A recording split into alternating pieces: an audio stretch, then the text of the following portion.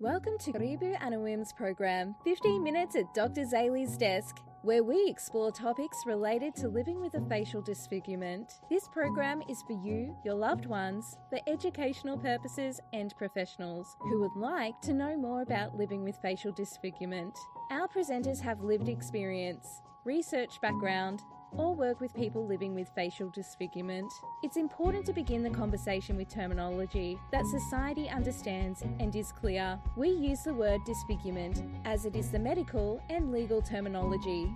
We recognise you may identify with other words such as visible difference or with your own diagnosis. Let's see where the conversation goes. So pull up a seat, grab a cuppa, and let's chat around the table with Karibu Anawim's 15 Minutes at Dr. Zali's Desk. Hi, this is Dr. Zali, your guest or your host for today. Just a little, let me go over here to the banners and that sort of thing. Thank you. I am all right now. My social media team is me, myself, and I at the moment. So if you'd like to be in our social media team, that would be terrific. However, at this moment in time, I'm the one that's doing everything behind the scenes. So thank you very much for coming. Welcome on board. And I hope that you've had a really good week. Last week, we looked at navigating expectations and our family's expectations, navigating through family expectations. This week, this chat, we will be navigating through our expectations. And there's 3 different types of expectations that I would like to talk about today. Feel free, come on board, have a chat with me. I can see your comments in the comment section just down over here. It would be wonderful to see you. 3 things that I'd like to chat about. Your expectations, or navigating your expectations of yourself, navigating your expectations of others' expectations of you, and thirdly, others' expectations of yourself. Shall we get on with it today? I need to pour myself a drink. I haven't had one yet. Hang on. I've got my cup. And I have got my old grandfather's cup, my grandfather's tea and his teapot and his tea cozy. So I'm just going to pour myself a nice spearmint cuppa whilst we talk, and it's not over these things. I'm going to have a cuppa before we go. So welcome from wherever you are viewing around the world. And we will talk about navigating through your own expectations of yourself. So living with a facial disfigurement is sometimes hard. You know, sometimes we celebrate ourselves, sometimes we're down upon ourselves, sometimes we're frustrated with the world, sometimes we're feeling a little bit apprehensive, sometimes we're doing lots of things about looking at lots of things. Now, I was just wondering, we need to be aware of what thoughts we're having and what words are coming out of our mouth, such as, I should be over this by now, or I should not be feeling this way, or I should get off my backside and move on and get on with my life, or, things like, I'll never be normal again. I'll never feel like myself again. I'll never be loved. I'll never get a job. This is a part of the grief and loss journey that we experience. Grief and loss journey is something that we all go through, and we go through on a regular basis. We don't go through, oh my gosh, I'm grieving all the time. No, it comes in waves and it goes like, if everybody's getting married, for example, and you're not, then we can have grief over the fact that will we get married? Will we ever find a partner, who loves us, who loves our face and gets to know us and loves our face too? Then it might be, trying to get our first job for teenagers and that sort of thing. Would you, do they want to employ me? And we all know that it is more difficult getting a job living with a facial disfigurement than if we had not had our facial disfigurement. And that's just a fact. And sometimes we just gotta, unfortunately, in this world, we sometimes have to prove to others that we are worth it. And we shouldn't have to do this, but that's just something that we have to do sometimes. Grieving of, our own navigating through our own expectations of ourselves. When will I just come to accept who I am? And this face is this face. Well, it's a lifelong journey, and it's not just a destination. Today we go, oh yes, I've accepted myself, and then something whoosh comes into our life, and then it knocks us for a sixer, or it knocks the wind out of our sails, and sometimes we're back to square zero of not liking to look at ourselves in the mirror, and that's okay. It's just sometimes it's tough. Navigating your expectations of others. Now, rightly or wrongly, some people will listen and validate you, and others might minimize and trivialize your feelings.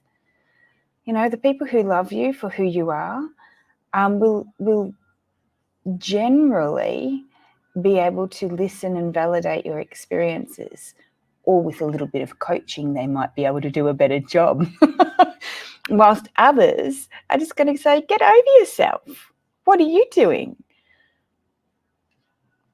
Be honest with your others, others in your life, the affirmative ones, the ones that value you and appreciate you. Don't be shy in saying, look, I really appreciate that you understand me, or that you're listening to me, or you're trying to understand from my point of view, or you're just listening without judging.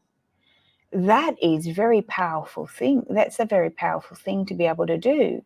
And for the tricky people who like to minimize and trivialize our feelings, you might be able to say, I feel that you're really struggling with what I'm saying.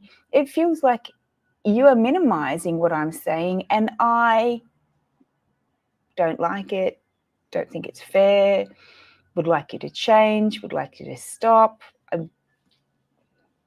whatever you would like them to do. And be understanding that of them, because many people like to give helpful comments. Oh, you have another eye working, or you still look the same, or you should feel lucky. Look at so-and-so. Aren't they more worse off than you? And it's not the point. It's not the point at all. So sometimes you need to practice some grace and some deep breathing on navigating through your expectations of others.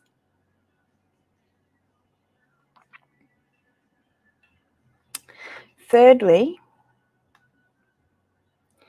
navigating through others' expectations of yourself. So for example, if your facial disfigurement is considered by society as minor or slight, they tend not to understand easily, and they tend to dismiss your lived experience. Dismissive words and the likes are often well intended, but like, it isn't that bad. I don't see it. You look beautiful just the way you are, and indeed you are beautiful. no one else sees it, or no one else will ever see it.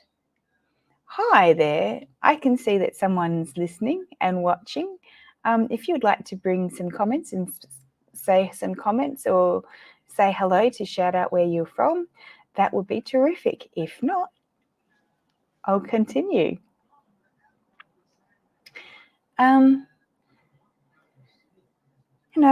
As I said, navigating others' expectations of yourself, if you have a slight disfigurement, they can, people can misunderstand and use dismissive words such as, you're just too sensitive. I don't see why you're complaining or what your problem is, or no one else sees it. It's just so minor, you've got another eye, etc., etc. If you have facial disfigurement that is considered, or they perceive it as, severe or major, that's again another tricky bag. Some people experience pity. Some people pity them, or they look at them in disgust and they avoid and stare, and then they expect you to have surgery so therefore you can look normal. Who has ever felt like that? Who has ever had that happen to them? I'm just going to validate you and your experiences right now and say you are not alone. This is true. It's happened to you.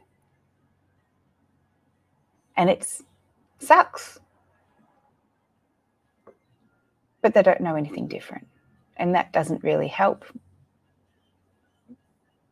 But it just sucks sometimes. But you can rise up through that experience. You can give them the grace that they didn't give you. And you can choose to forgive them.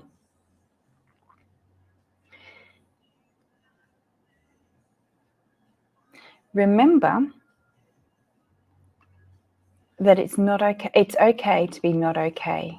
Our catch cry is, it's okay not to be okay. So, and then remember this week to be kind to yourself and to practice some self-care. This week, we're going to continue on with our havening technique and practice it. So remember, it's from our shoulders down to our elbows, our hands rubbing together like this. I'm going to get the thing off. Hands rubbing like this, and you can even go like over your face, completely over your face like this, from the tip of your head right over your face, with your fingers and hands over your over past your chin. Oh, there you go. Or you can go in circular motion over your cheeks. And this week we're going to think of an event like, for example, a person who has cut us off in traffic, that has made us feel angry, and you may have flicked your headlights at them or given them the bird. Whoops. And I just want you to think of that situation. And this is exactly where they cut you off. This is where the information is encoded of the trauma or the event in your brain. And whilst we do the havening technique,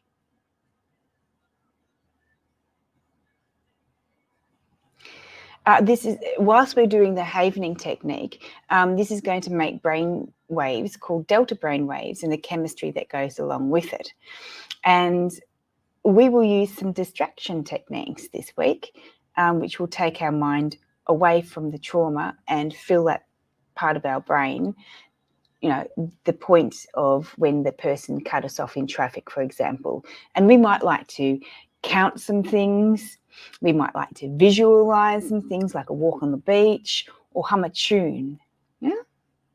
So now, as we practice this together, I'm going to hum a tune, and you may wish to count how many things are white in your room, or you might like to visualize walking on the beach. Now, this is a technique that we're going to only do for a short period of time. You can make this longer. We're going to do 5 instead of 10 or 15 strokes or circles in our hands.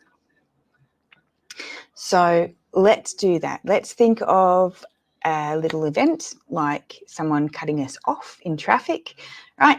Got that in our heads.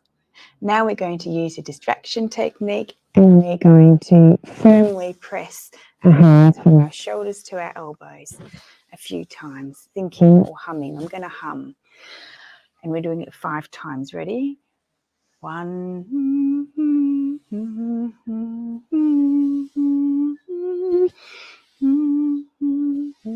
3, 4, 5. Now our hands in circular motion.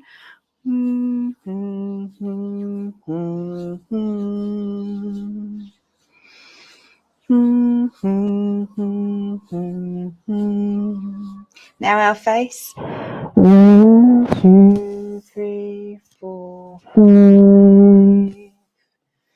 1, 2, 3, 4, 5. And that should calm down and have changed the way that our brain has encoded that message. Whew. I'm feeling relaxed. How about you? Next week's topic is April's monthly question and answer time, or as my daughter has said, it should be, Mum, she said, question and ideas. So that's quite the right thing to say, questions and ideas. So please, if you have any questions about our time together on navigating through relationships, past, present, and future, navigating through family relationships, navigating through expectations between yourself, your expectations of others and what they should be saying to you as opposed to what they do say to you generally, and others' expectations of yourself. So society's expectations of, that you should look normal, etc., etc. If you have any questions around those topics, please email us at inquiries, inquiries, at karibuanawim.com, or leave messages on our YouTube or wherever you find us on our platforms. Till next week, have a great day, have a great week, and have fun. By golly gosh, it's the end of Karibu Anawim's 15 Minutes at Dr. Zali's Desk, and that's a wrap for this episode. Thanks for tuning in. Please remember that all information given during this episode is for general application only. If you have any specific medical issues, as always, consult with your medical practitioner. Like, subscribe, and share on whatever platform you find us on. For more information, please connect with Karibu Anawim on our website at karibuanawim.com or email us at inquiries@karibuanawim.com.